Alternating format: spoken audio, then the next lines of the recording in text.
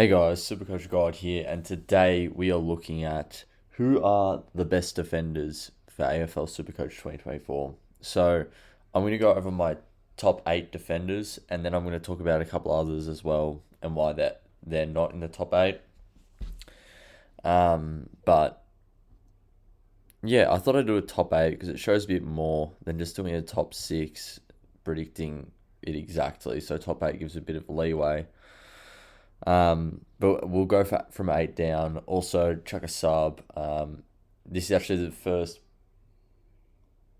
time this year that I've posted a video in consecutive days. So that's good. So we're on the up. But let's get into it. So chuck a sub, like the video, comment what else you'd like to see, because if there's other stuff you want to see as well, other Supercoach related content, then just tell me. But anyway, I'll get into it. So at number 8, I've got Jordan Ridley. We can fix up the order and stuff later, but Ridley is probably the most annoying player I've ever had to deal with in my life in Supercoach. That could be a bit excessive, but just look at this. Look at this. I picked him. So I picked him this year twice. Picked him up twice. 2022. Let's go through these scores. Look at all the couple of did not plays. So a couple of injuries, a couple of 60s. I owned him in 2022 as well. The good year we got out of him was 2021. What do you average? Yeah, 2021 was the good year we got out of him, I think. Oh, no, 2020. Right?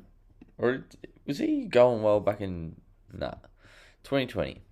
So 2020 was the really good year we got out of him, when he just shot up in price. Started at 322k, got all the way to, at some point, 520k. So Ridley is my 8th favourite defender this year. What do I predict he'll average? I reckon he'll go one step higher than last year, just because Ben Mackay's now in the team, and I think they've got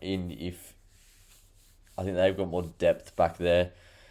I'm thinking a 98 to a 105. He can average 105 if he gets the role all season, but that just probably won't happen. So I'll say a conservative. My thoughts 100. I reckon I'll average 100 this year. Next, we've got Luke Ryan. Now, people might think this is too low, but I think Freo want to go with a different game style this year. I think they want to go more attacking. They really went just defensive, kicking it to each other in the back line. I think they want to have the one possession in the back line and get the hell out of there. So I don't think Ryan will score as well. Probably a similar to Ridley, like a 100 to 105. But which will be a few of the players at the start here, because it's, a lot of the top defenders are very similar in scoring. But yeah. Next, at number 6, we have Harry Shiel. So Harry Shiel, he is 556k. He averaged 99.5 last year. He's 12% owned, which is actually quite low. You would have thought he'd have a bit more of a higher ownership, considering Deos was about 80% owned last year and average less than Shiel is. So the reason I'm making that comparison is because Shiel was a first year player last year, and Deos was 2 years ago.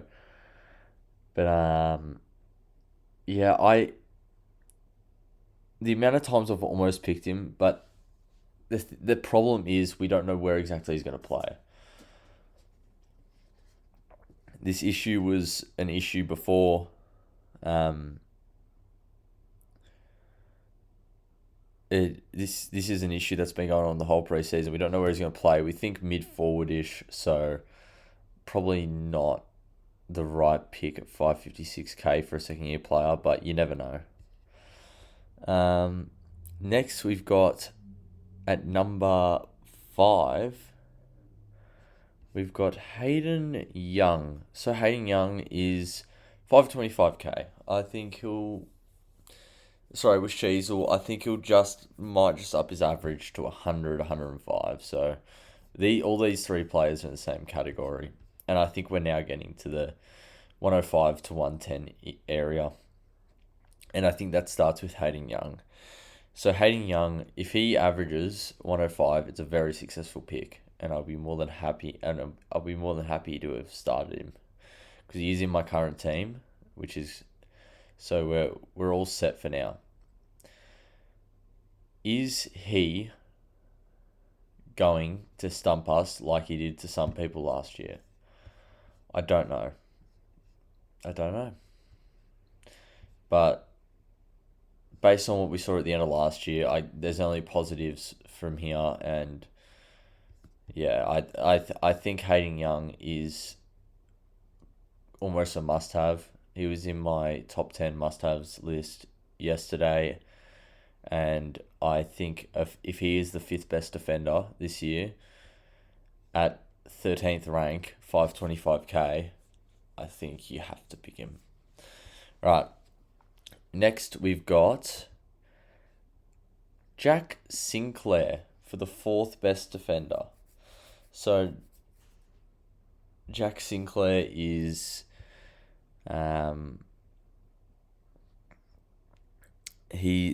with Young, 105 to 107 maybe. Sinclair about that 105 to 108, 9, 10. Like, there's not much between these players. But Jack Sinclair had a very good year last year. He made All-Australian. He averaged 106.7. He's 15% owned, and it's a bit higher than I thought he would be, but at the same time, I'm not surprised. He's a very good player. And yeah, at the 3rd spot, we got Tom Stewart. So Tom Stewart will probably... I don't know, he'll average around that 110 mark again. I think he'll drop off a little bit more than he did last year. I know a lot of people are picking him, and a lot of people are picking him over even Deos, for example, because Deos has that extra buy. So this is the issue with some of these players. They've got the extra buy. It's very complicated this year. I still need to wrap my head around it a bit more in the next month before round 1. But just so that I'm not losing too many points. But yeah, so Tom Stewart, he played a full year last year. He missed 1 game. Can't remember why that was. So 30 is not the issue. I can't see him topping Sicily or Deos. I think Deos will average so much to say that no matter, even though he has the bye, he's still going to outperform all these defenders. And you could say I'm a biased Collingwood fan for saying that, but that's just how I feel. His role is superb. But anyway, Stewart, role won't change.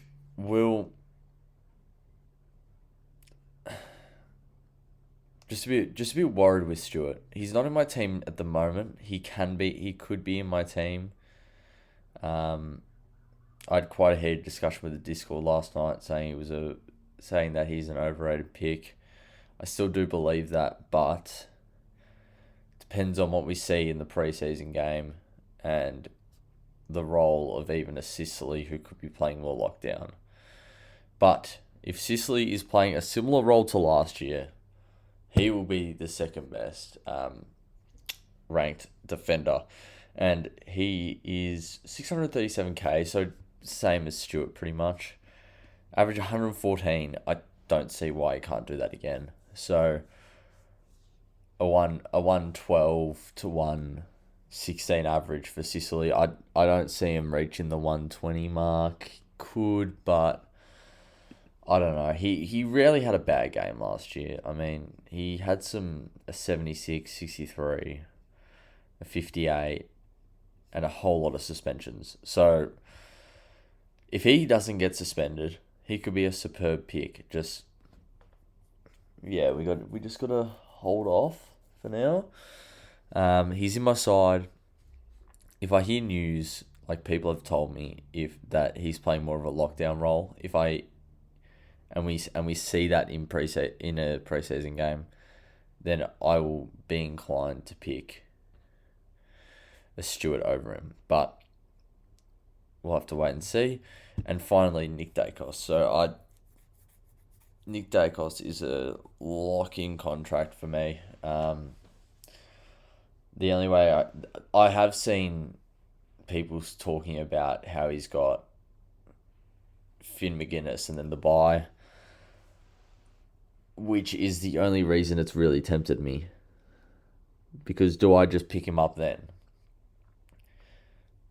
But then again, he's got to have another game for a price drop. So I'm not sure. I'm not sure with Nick Daicos. I do think he is a must-have. I think he was ranked 7 or 8 in my video yesterday.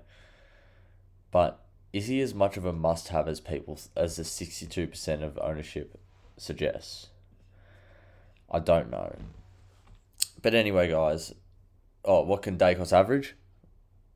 The man could average 120 to 125. That's probably a big call, but I think he can. Anyway, hope you all have a good one. He also plays for McGuinness twice. Sorry, I'm dragging this outro out, but yeah. Everyone have a good one. Like, comment, subscribe.